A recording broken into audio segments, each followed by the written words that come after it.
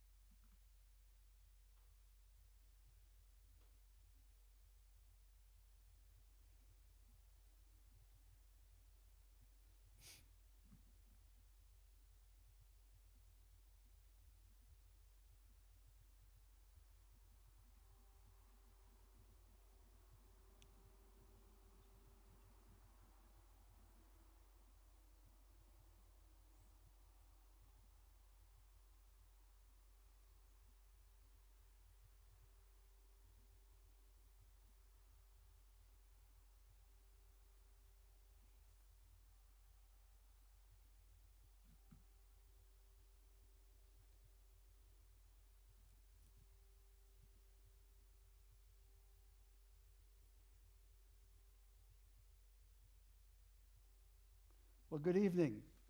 Happy New Year. Appreciate you all joining us from center stage at Beth Israel. We have our honored spiritual leader with us. What a way to begin the new year. Happy New Year to you, Rabbi. Thank you, Peter. And to Harry, who's sitting out here watching. We appreciate you taking time out of what I know is your busy day, what your congregants know is your busy day. We're going to spend some time talking about how busy your days really are and how far you've taken your position here and the different people you've helped and everything you've done to make us all better people all these years you've been at this temple. Tell us what brought you and Harry to Cleveland, Ohio. Thank you, Peter, for making this evening possible.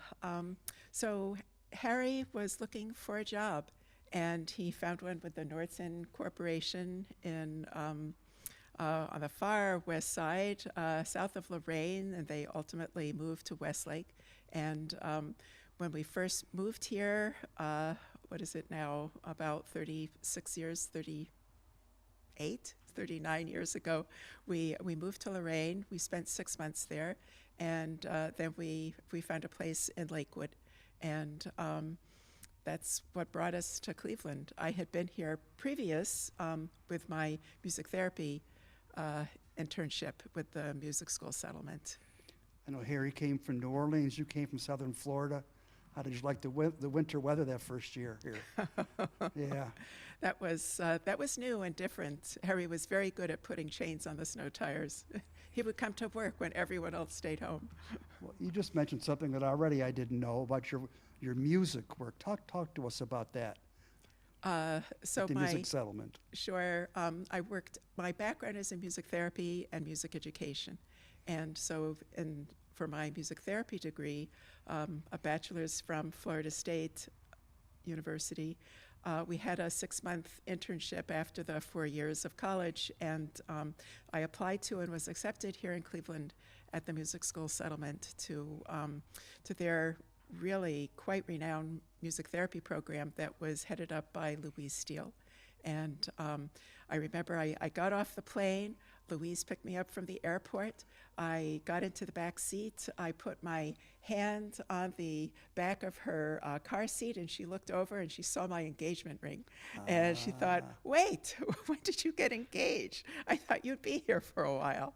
And I was there for 6 months. And then I went back to Florida, and Harry and I got married.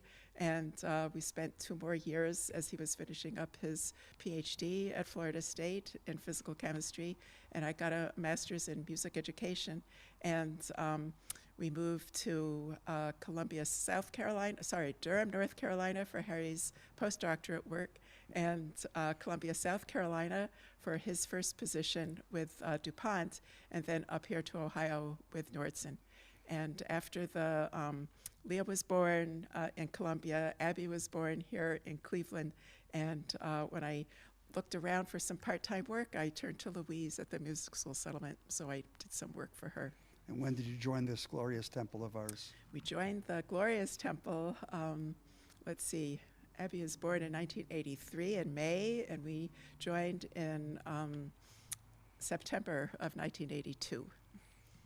You've held a variety of positions much prior to taking on the rabbinical stature you have now. For those who don't know, tell us all about the little things you did during your earlier years here at My Temple. earlier years. So I guess the first thing that I did was that I got to play Kol Nidre on the viola for Kol Nidre, Erev Yom Kippur. Wow. And then I was became the choir director. And then I started as a teacher in the religious school.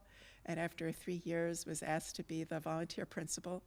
And after 5 years, applied to and was accepted in the Cleveland Fellows Program. And so that was for 2 years where I stepped away from Beth Israel and got a master's in Jewish education. And then came back in a community-funded position as the family educator and congregational educator for our congregation. How does one decide at the time of your life that there's a new calling, or was it a new calling, or was this something on the tip of your tongue for a long time to choose to move toward becoming a rabbi? Becoming a rabbi. Peter, it was something I wanted to do when I was in the 6th grade, when I was 12 years old. I sang in my Temple Sinai's children's choir, and every Saturday for every bar mitzvah. And I thought, I love this. I want to do this all the time. Wow. And it wasn't the singing. It was being at Temple. And then, of course, in the 1960s, there were no women rabbis. And so I put it on a back burner. And I have to tell you, the first night that, when I was at Florida State in 1972, in the spring, in May, my mom sent me a newspaper clipping that was from the Miami Herald, and it told about Rabbi Sally Priesand, who had become ordained as the first woman rabbi here in the United States by the Reform movement. And I thought, this is very nice, but I'm on my way to becoming a music therapist, so that's what I'll be doing. And then Harry and I came to services here the first time for Friday night services, and we met the Karens. Harry spoke with Herb, I spoke with Blanche. We found out that I had been to music camp with their daughter Wendy, and then Blanche brought me to the wall of confirmation pictures, and she showed me Wendy's picture. And then a few pictures over, she showed me Sally Priesand's picture, who was confirmed here in 1962. And there was just something inside me that told me I was in a very, very special place. And you kept that in your mind, and then how did you come to the decision, okay, now, is it because you and Harry were in the right spot? How did you think, okay, now I'm going to go for it? How did that happen? I think that probably a number of pieces started coming into place. It probably started in being asked to be the cantorial soloist for Rabbi Susan Stone when she was our rabbi. And that got me onto the bima and being a more a part of services, and also a more integral part of the congregation. And then when there were 2 years after Susan left and before Rabbi Walsh came, when our congregation didn't have a rabbi, and I had taken a rabbinic aid course through the Reform movement, and so that gave me a little bit of a taste of a little bit of training to become a lay rabbi. And so I stood in that role for our congregation for a couple of years. And then Rabbi Walsh came, and then he left. And then Rabbi Latovsky came, and Rabbi Latovsky was wonderful in being so emphatic and so helping me find, what interests me, and being so supportive. And then also, I started to work down in Worcester, Ohio, at Congregation Knesset Israel Temple. And they needed a rabbi. They couldn't find an ordained rabbi, and opened the position up for a lay person. And I applied for the position and was accepted. And after 2 years, they were calling me rabbi. And I turned to Harry and I said, I think I really want to do this. And I knew about the Academy for Jewish Religion, and I visited. When I sat in on the classes, when I met the people who were there, this was a place where I knew that I could learn. And I turned to Harry, and Harry said, "Let's make it happen." And indeed, we did. So, Were you raised in a conservative or reform home? raised in a reform home, And Harry as well? and Harry in a more orthodox More Orthodox. congregation and home. Was Yes. it always your intention to remain in the reform movement rather than even consider any other part of the conservative or other part? I think I know that I see myself as a liberal Jew. And in meeting Harry was very open to a reform lifestyle, so to speak. We were Jews, right? And you want to keep kosher, you don't want to mix milk and meat, I could do that. Of course, the first night Harry came to my house, my parents' house. My mom made this delicious dish for him, which was her famous spaghetti dish, a layer of meat, a layer of spaghetti, a layer of cheese, a layer of meat, a layer of spaghetti, a layer of cheese. And it was piled high on his plate. He was so thin at the time. Let's put some meat on him. And Harry, he ate it with a smile on his face and much, much graciousness. So for those who may not be Jewish and who are watching, is there a simple way to define the difference between being a conservative Jew and a Reformed Jew? A simple way. Well, this would have been a good question for Rabbi Latovsky, I think, right? But certainly I think as liberal Jews, as Reformed Jews, with education, we are encouraged to make our own decisions on kashrut, on following mitzvot, on observing Shabbat and how that will be done. And I think in the conservative movement, it's the idea certainly is with education, one will follow these mitzvot because they will understand them. I'm not quite sure that the choice is quite as prevalent as it is in Reform Judaism. When someone decides that they're going to go to rabbinical school, and in your case, how long was that process to go from start to finish? So I started in 2005 and I finished in 2010. And that was all in New York City? And it was all in New York City. And I commuted each week. Harry drove me to the airport on Sunday afternoons after religious school, and we'd make our way. And I stayed in Riverdale, New York with a wonderful woman, Jackie Kuttner, and she would pick me up from the airport very, very nicely. And I went to classes on Monday, Tuesdays, and Wednesdays. And then in the afternoon, I had a driver, his name was Jose, and he would pick me up with his limo, and he would drop me off at the airport, and I'd make my way home. It seems to me that one of the most important parts about being a rabbi is your ability to have empathy. It creates the human power that we all have to care about somebody else. Is that something and surely we know you have that, is that something you always had or something that came to you as you proceeded through these different steps of your life at Beth Israel? Gosh, Peter, I think that I think it's something we all have, and that as we go through life, there are certain situations that call upon us to really utilize it. And I find myself being tremendously lucky in being able to be empathetic as much as I can. And the other corollary to be empathetic is you have to be an extrovert. An introvert would be someone who might be just as smart, just as nice, but not so interested in being up on the bima, or not so interested in being in a leadership position, taking a quieter role. Was it always true that you were, or is it fair to say that you've been extroverted for a long time? Or was it also something that came to you? I think that's something that I developed, and I would say at this point that I'm more of an introverted extrovert, and I love being on the bima. I love being able to be in front of people, but it's been an acquired skill, and I think that I've developed it as time has gone on. When you think back to when you started here as the rabbi, were there things that you thought were going to go one way and you were 180 degrees wrong on? Or do you think from the beginning your plan and what you saw came through pretty well?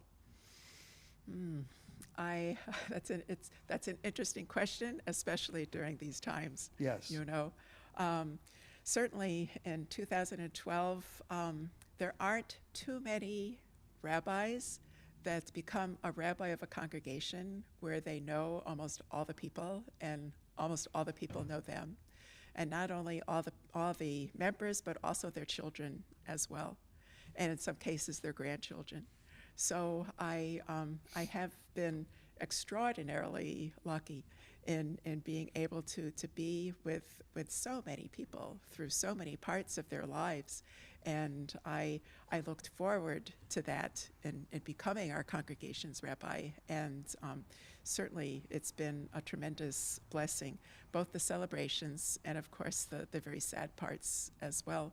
We've lost too many people over these past 9 years. And but of course, the big change that no one could have predicted would be a pandemic, and having to close the building, and yet how do we keep it going? And that certainly has been an interesting challenge for sure. Is it fair to say that the fire was the most difficult day of your tenure so far? The fire in the children's room of our congregation's library. Yes. Yes, that was awful. That was just awful. Debbie Chesson and I had, thank God, religious school was finished for the day. We were walking around the building, making sure everything was locked, and I came upstairs. Everything looked fine. I go back downstairs, and Debbie said, "There's an alarm on, and I can't get it to go off. And it's showing there's a fire." And I go back upstairs, and when I go back upstairs, the smoke is just billowing out from that section of the library into the area in front of the high school room. It's billowing into the sanctuary. I go running downstairs. "Debbie, we have to call the fire department." As you can tell, the sirens are, and that's what it sounded like, but there were like 5 fire trucks that came here. And you were here, and Rick was here, and Debbie was wonderfully calm, and we waited, and the firemen came, and perhaps the most moving experience, of course, was watching the Torah scrolls being brought out of the building. Rabbi, what can we do? We have to save the Torah scrolls." And you and Rick and the firemen, they went into the sanctuary filled with noxious smoke. Yes. And pulled out our Torah scrolls. And isn't it interesting that nothing happened to the Torah scrolls? Yeah. I remember they were taken to your house, I think, Yes. that night. Yes. Yeah. And then we had, let me just talk about the horrific events. We had 2 weeks before we had Pittsburgh. Mm-hmm. And I don't know whether everybody knows this. I've told a lot of people this. When I was told about the fire, and when Rick and I got here, the first thing we did was walk around the building to see if there was an incendiary device that had caused the fire. And I remember kind of feeling, okay, that wasn't a bomb that came through the windows. It must have been inside. And then the fire chief telling us this was an electrical fire. What ran through your mind first when the Pittsburgh occurred? I mean, that was 2 weeks before, I believe, on a Sunday morning. It was so difficult, so horrific, right? And you want, this is called a sanctuary for a reason, right? It's a safe place for a reason. And to have such a horror occur was awful. And of course, you were so supportive, and the next thing was to make sure that we could be as safe as possible. How is it now, post-Pittsburgh and post-fire, how is it that we can tell our parents that this building is safe and will be safe? How do we tell the parents and continue to reassure them that we're doing everything we can to make sure their presence in the building is safe. Sure. When we continue to have religious school and an in-person religious school, we certainly have a security guard that is present who is walking around the outside of the building more often than not and is greeting each of the kids as they come in, is remembering who the parents are so that we know who it is that's coming in and out of our building. Where we try to maintain a spirit of vigilance, not vigilante, but vigilance, and to be concerned when people are in need, and to make sure that our building is as protected as it can be. Is it fair to assume that when we do come back, hopefully in the fall of 2022 for the high holiday services, if we are back in the building, we will surely continue to have security at both doors? Yes. And that's something that's not going to change. No. Talk about, do you have any particular memories of an anti-Semitic event in your life? You know, I grew up in South Florida, and I can remember in the summertime, my parents and sister and I would drive to Vermont, New York first to visit my mom's sister and my father's sisters, and then to Vermont for my mother's parents. And on the way in St. Augustine, Florida, actually it was outside of Jacksonville, on the way there on our trip, I was very young, but there was a chain link fence around a building with the sign that said no Jews, no coloreds, no dogs allowed. And wow. I've not forgotten that. Wow. Which leads me to an area that I know you've spent a lot of time on, a lot of effort, a lot of thought, and that is your work with the Interfaith Council. I may not have the exact correct wording there, but your ability to cross what shouldn't be a line in the sand, which should be just a handshake or a welcoming. Talk about your intent. Let's start with that first. What is the intent of bringing the interfaith issues to the forefront? Well, Peter, I think that it's, if we don't understand each other, it's hard to hear about what another person has to say, to be open to what they have to say. So I think education is just super important. And I love to teach. And so much of my time here at Beth Israel, even before becoming a rabbi, was going out into the community and speaking for church groups, speaking at interfaith meetings, and helping people learn about Judaism. And inviting people here, teaching the Taste of Judaism classes and the Feast of Judaism classes on behalf of the community, helping people who don't know, or who have Jewish children, or who have Jewish grandchildren, and giving them a taste of what this is. What is Judaism? What does it mean to be Jewish? And then I've been asked to offer prayers at different events at different times. During the war in Bosnia, before my rabbinate, but I stood with an imam and an Episcopalian minister, and we prayed for peace. And now I can say just earlier this afternoon, I was at the Amistad Chapel at the United Church of Christ building at 700 Prospect, where there was an interfaith service on behalf of Mayor-elect Justin Bibb. And I was asked to offer a prayer for the city. And there was the Reverend Dr. Otis Moss and Marvin McNichol and all these wonderful ministers and priests and imam from around the city of Cleveland, and we were represented, and it was just so wonderful to be part of this. So this may be difficult question to answer. Did you ever sense on the responding side any type of slowness to say, okay, any putting on the brakes about being Jewish? Or is everybody, we're happy to have you, we're lovely to have you, this is wonderful? Is there somewhere in the between? How do you speak to that question? Certainly, truly, 99% of the reception has been so positive. And, and in many cases, it's a self-selective group, right? That I'm here because I want to learn, right? And, but I have to say that we were in the sanctuary, and it was in a Feast of Judaism class, and I was teaching about the Jewish understanding of the Messiah.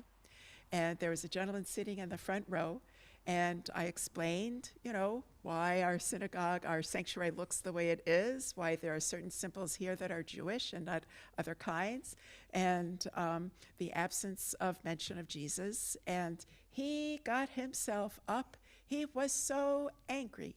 And he said, I can't believe I've come here. I can't believe you're saying these things. How can you, et cetera, et cetera, et cetera. And he stormed out the doors. He stormed out the building. And everyone else was like, their eyes were rounded. They were aghast. What was going on here? They stayed with me until, to help me lock up the building so I wouldn't be by myself. And walked me to the car. It's not a big parking lot, but made sure that I got there safely. Yeah. And I went, made my way home. And the next week, drove into our parking lot for our class, and there he was. Oh my gosh. There he was, sitting at the side of the, by our back entrance, by the back door. And what do? Do I just sit in the car? I've got to get out. I have to get ready for this class. And I remembered that for women to stave off attacks, you're supposed to put your keys in between the fingers of your hand as you make a fist around them so that you've got something to defend yourself with. I was ready. I got out of the car. He came over and he said, Rabbi, I owe you an apology. Big deep breath. Deep breath. And you went in and did your job. Right. He said, I grew up thinking that people only are supposed to think a certain way. And I didn't realize the importance of other ways of thinking, of other ways of being. Well, if you're in a room with 100 people, there may be one or two Jews in the whole room. Mm-hmm. I mean, we're defined by our minority status. Very true. We can go to every other church in the city, and I bet there isn't one or two that need guards, right? I mean, their parking lots are overwhelming with people. The Catholic diocese owns more land than anybody else in America. Mm-hmm. Seems to me the Jews have done pretty darn well. Yes, we have. Yes, we have. On the side of the interfaith, the other corollary to that is the issue of conversions. Is conversion accepted at all levels of Judaism, first of all? At all levels, yes. You can convert to Orthodox? Yes, yes, certainly. Mm-hmm. And tell us about your work with people who are interested in conversions here at Beth Israel.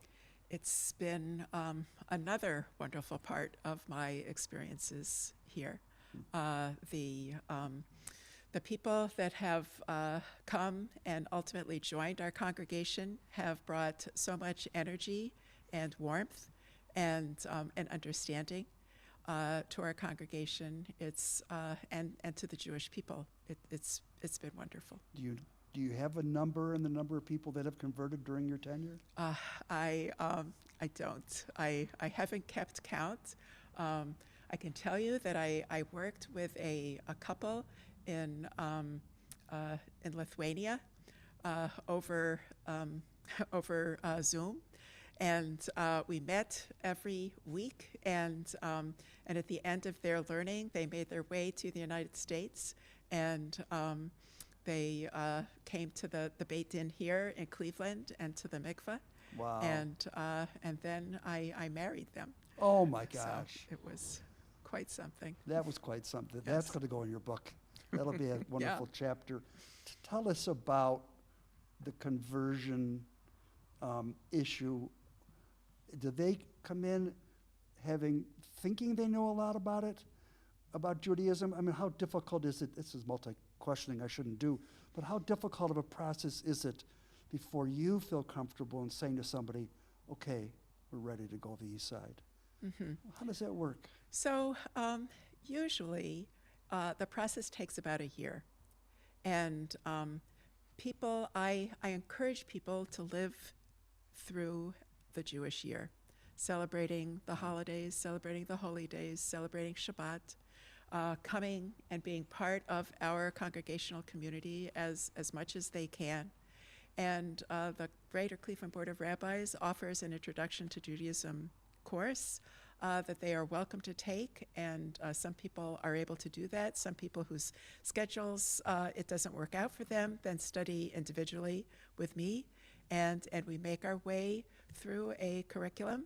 And at the other end of that, in about a year, I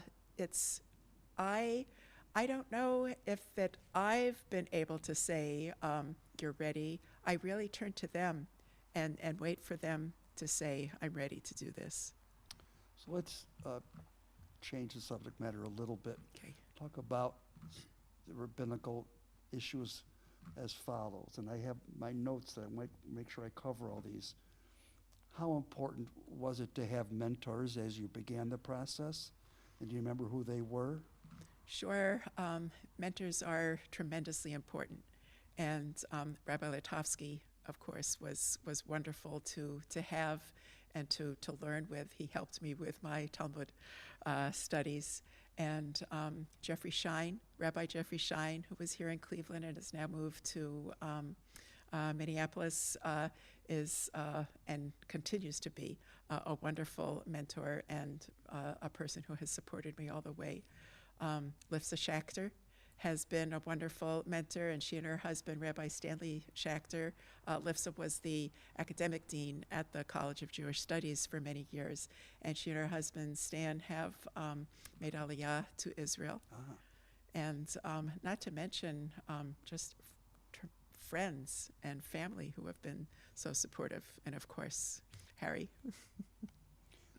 Tell us, what does a rabbi do when the rabbi doesn't know how to answer a question? Who do you turn to, or where do you find the answers that you're looking for when one of our members says, I have a problem, and you're not quite sure what to do? Mm-hmm. And that would be contemporary times. Sure, of course. So the alumni of the Academy for Jewish Religion, we have an organization called the Association of Rabbis and Cantors, and we have a chat list. And when there is a question and people are wondering, what would you do, then that's a wonderful resource to use. I have some rabbinic colleagues as well who I can turn to, and we can talk to each other and talk each other through issues and questions that we have. One of the issues I remember back in law school that was never covered, and then when you become a lawyer is in front of you so often. I'm wondering if you discussed, when you were in school, the issue of confidentiality of your communications with those who come to you as trusted friends or congregants. Is that something that you had to learn? The idea that what somebody tells you, you cannot tell anybody. I think especially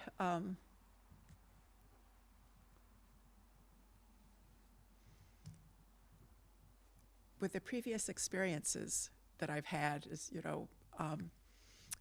I've known to do this. I know that it's safe with me. And because you were here all those years before you became rabbi, you would assume that would be a little bit easier because the people knew you. Has anybody ever questioned that you didn't keep a secret? Not to my face. Yeah. No, I don't think so. I don't think so. Is there a part of your job you, again, relatively contemporary, that you didn't anticipate the time and effort that needed to be put into it?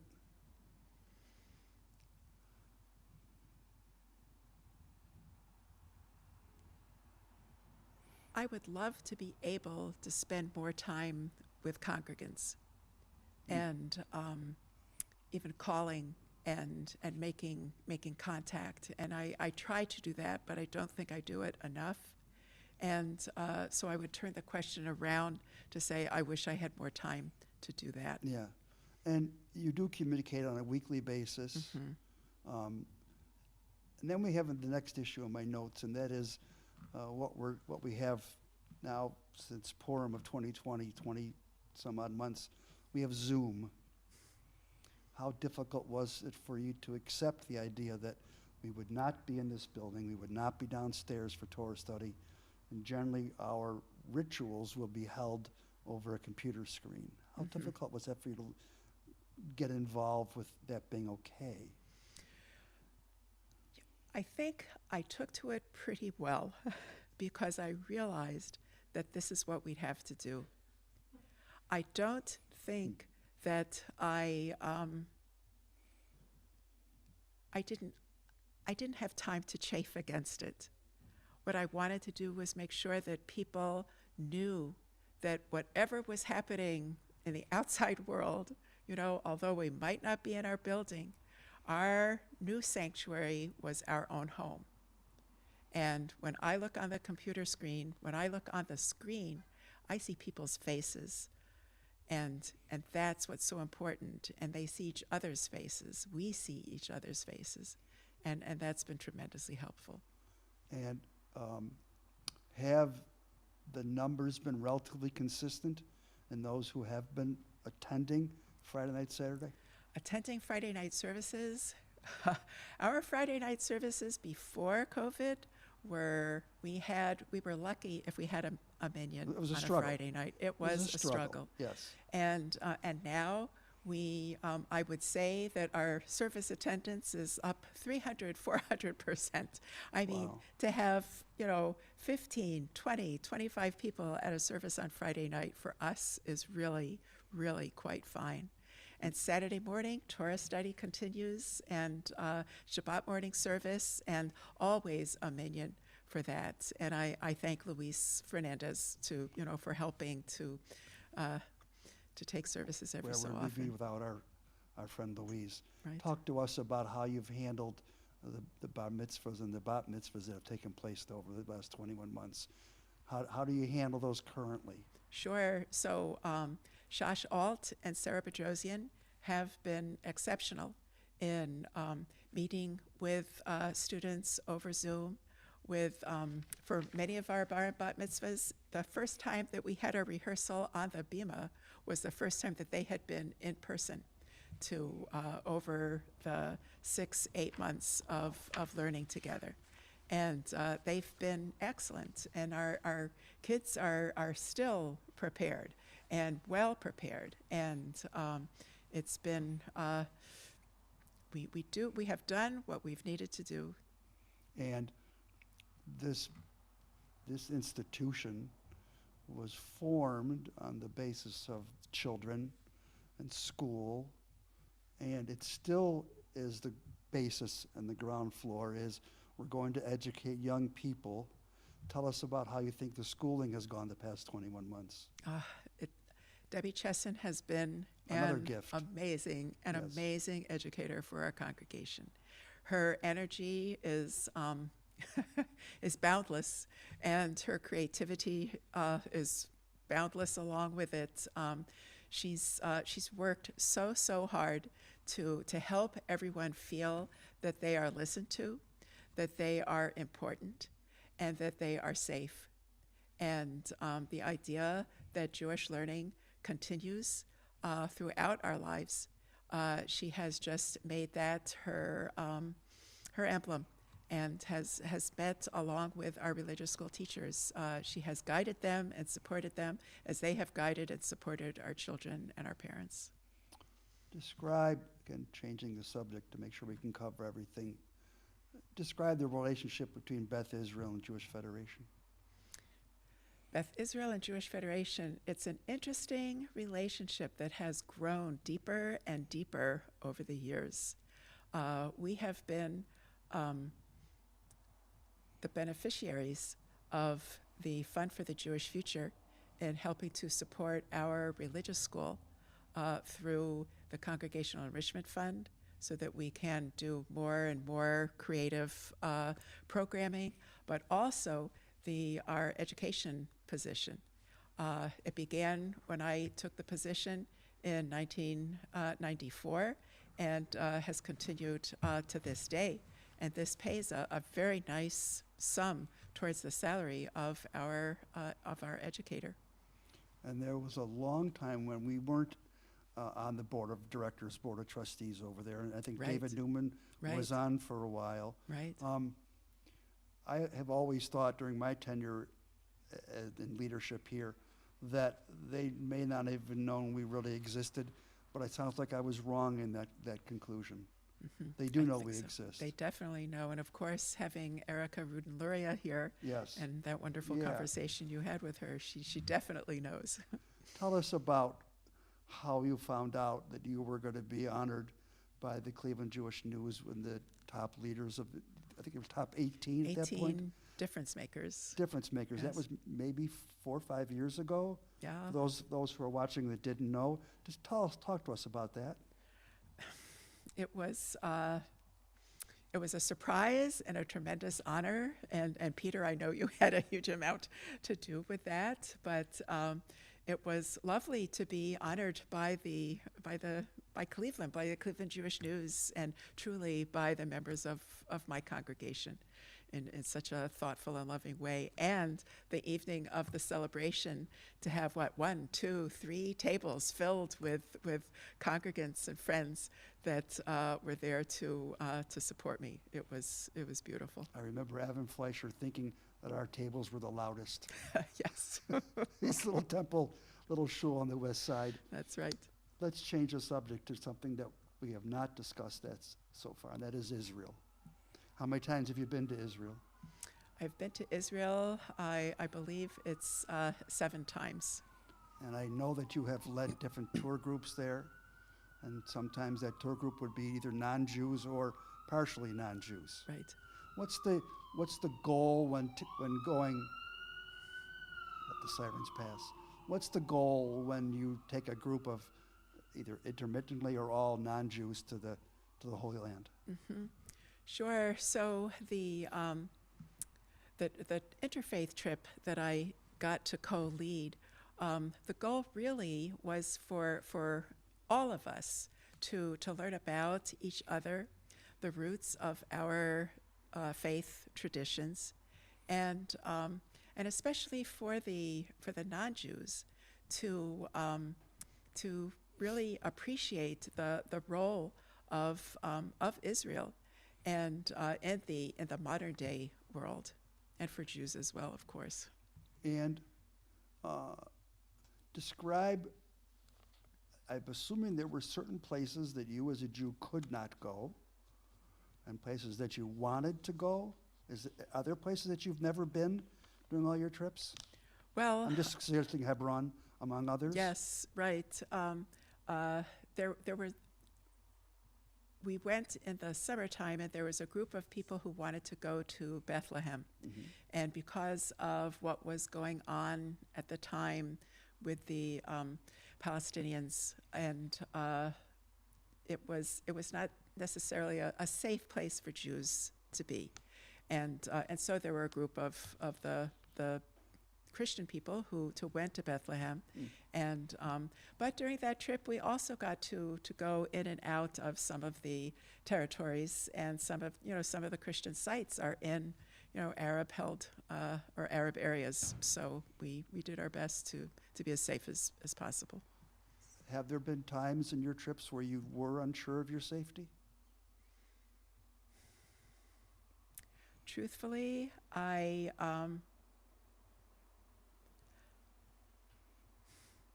only time I wasn't sure of my safety was when I was leaving Israel, and there were rockets coming from Gaza, and at the airport there were signs, lots of signs, pointing out where safe rooms were for people to go, and on the one hand, I was certainly felt relieved to be able to get on my airplane and to leave.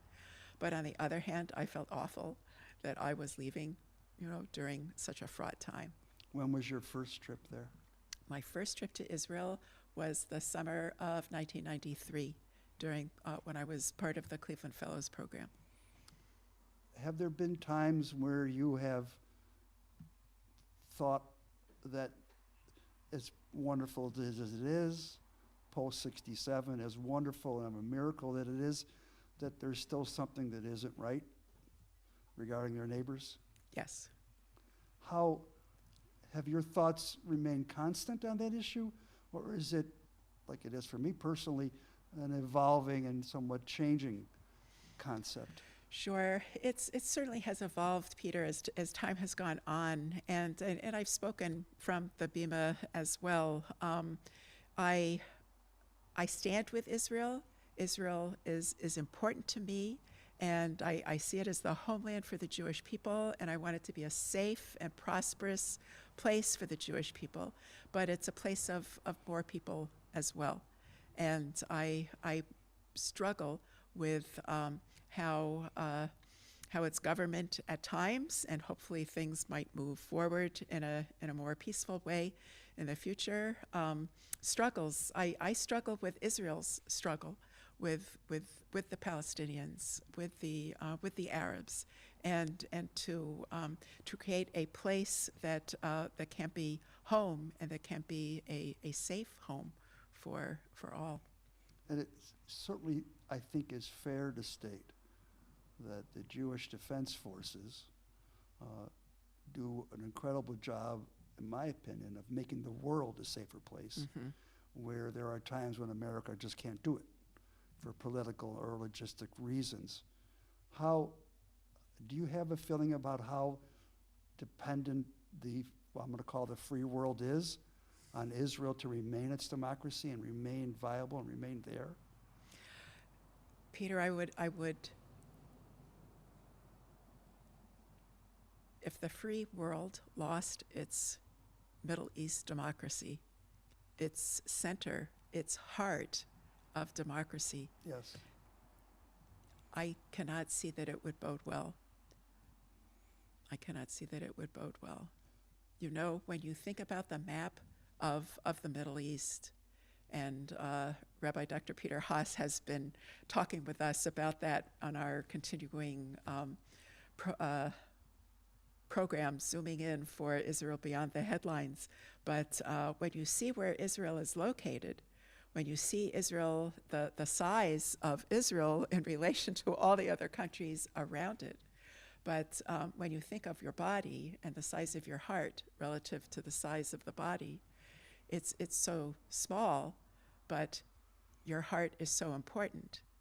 I think Israel is the heart of democracy that's beating democracy in the Middle East, and it needs to continue. On the other hand, we've been landlords for 53 years plus, and the tenants haven't been happy for very long. They haven't been happy from day one, but wars are fought and wars are won. Do you remember all of the wars? I'm not saying 48. Do you remember 67 and 73, where you were and how nervous everybody was? Sure, of course. Do you remember all that? I do. And were you concerned then about the viability of the country? Do you remember? I was much younger, of course, and in 67, I was in high school, and I remember that on a Sunday afternoon, there was a word that had gone out that we were supposed to do a demonstration in support of Israel. And I went out and bought a poster, and I got some blue paint, and I wrote Shalom, and in Hebrew and in English, and I took my poster with me, and my father drove me to the park where the demonstration was supposed to be, and it was rainy, and hardly anyone came, but there I was with my poster, and I held it up proudly for as long as I could. I remember my parents going out to the places in the Jewish community where they were called upon to make donations to Israel, right? And in 1973, I remember Harry and I had gone to Kol Nidre service, to Yom Kippur services, and I remember the rabbi standing at the bima and saying, does anybody know what's been happening in Israel? I haven't heard any of the news. And a gentleman stood up, and this is in Tallahassee, Florida, in his lovely southern accent, Rabbi, I can tell you that Israel has been attacked, and it doesn't look good.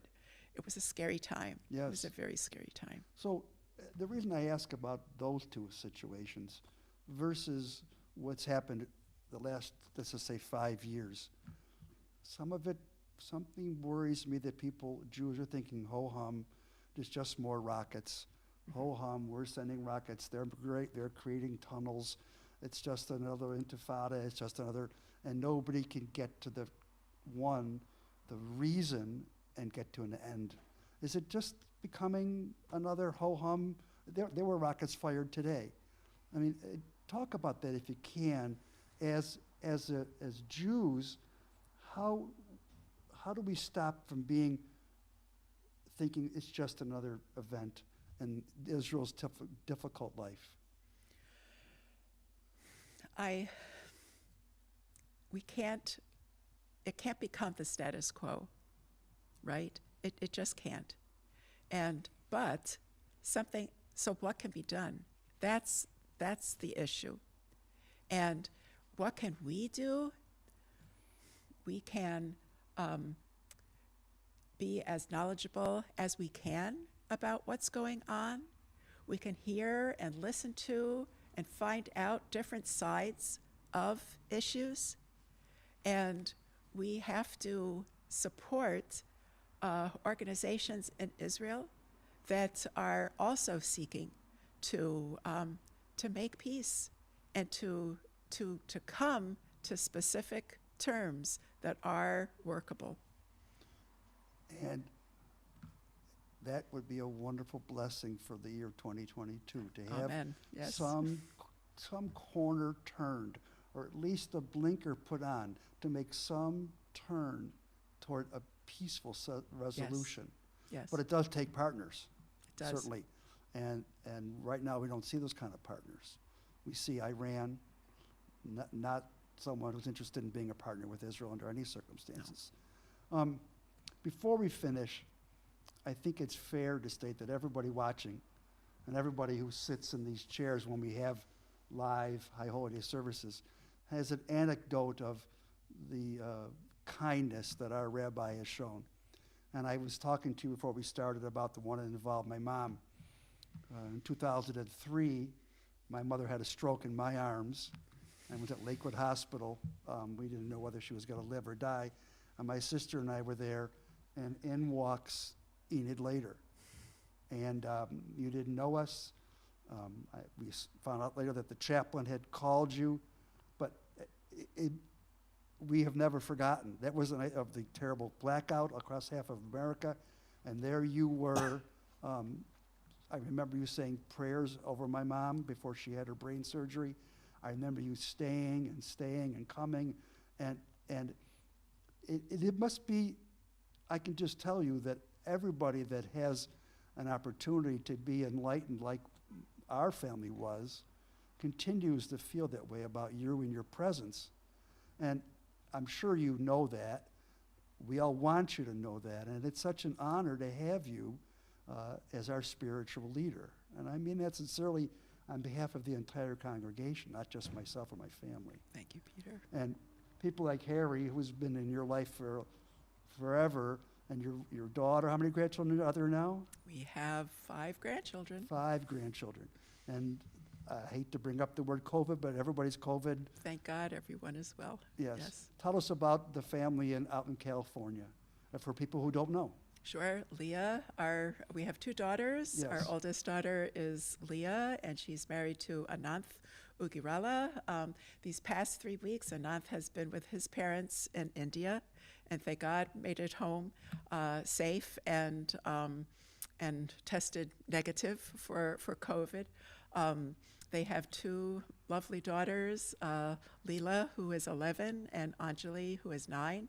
And they both daughters play the violin, and and Anjali every week since COVID, Anjali has met with her Saba, with her grandfather, on Wednesdays, and now I think it's Thursdays, and they do science with Saba. And Leela and Anjali did it together, and Leela went into middle school, and now her schedule has changed, but Anjali's still there, and they're learning with their Saba, which is wonderful. And of course, Abby and David are here, and they live in Shaker Heights, and they have Evan, who is 2.5, and Mara, who just turned 1 at the beginning of December, and Holden, who is 10. And it's just they're all the lights in our lives. Well, you're the light in our eyes, and you know that, and everybody who's watching either tonight or at a future date will know how happy we are and blessed we are to have you in our leadership position. Thank you. We wish you and Harry and your family best wishes in 2022. And thank you, everyone, for tuning in tonight. We'll be back in about 10 days with the head of the Cleveland Jewish News. Bob Jacob will be here to talk about journalism and Judaism and how that works together. Thank you very much, and Happy New Year to everyone.